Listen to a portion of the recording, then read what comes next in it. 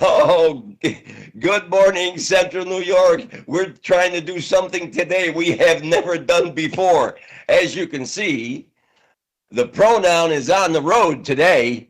I'm not going to tell you where just yet, but we've got Joe Convertino Jr. co-hosting again. Good morning, Joe.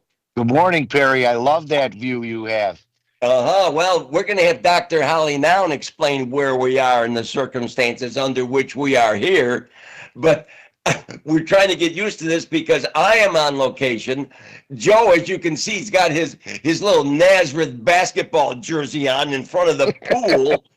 And Kyla is hosting the show from the studio in Syracuse, ladies and gentlemen. Now, Joe, you took your trip to Scotland. You were there last week.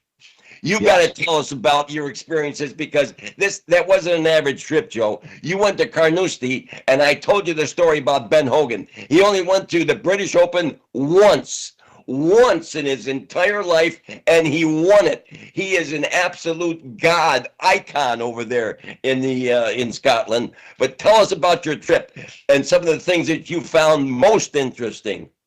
Well, most interesting. First of all, good morning, Perry, and hope you had a great weekend here out there in your little trip with the family.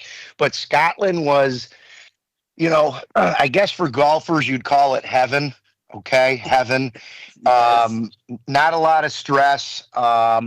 We played 8 days, 8 rounds in 9 days. Okay, we didn't grind 36. We played 18 a day from Kingsbarn, um, Dunbarney, Cruden Bay, Trump International, Carnoustie. We played them all. It was unbelievable. And as far as Carnoustie, you and I kept contact obviously during the week.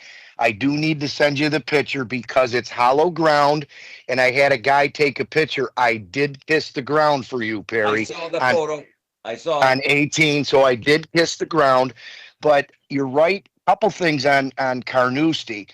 I couldn't believe that sixth hole that they call Hogan's Alley. It was unbelievable. Like the left side was this white picket fence, and the pin was right. So he actually faded it around the fence. In those days, it was OB. It wasn't a fence, and that's what created Hogan Alley. He hit the low 1 or 2 iron all the way around, and it was a par 5, and it was, hats off. I mean, that's when he lit it up. But lot of things you and I talked about.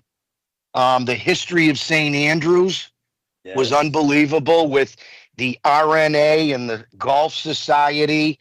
I thought I'd stump you, Perry, but you do know your history in golf. Well, you think we didn't know about old Tom Morrison? By the way, it's the RNA, the Royal and Ancient. What I call it, the DNA? I meant the RNA. That's Holly Noun, DNA. Yeah.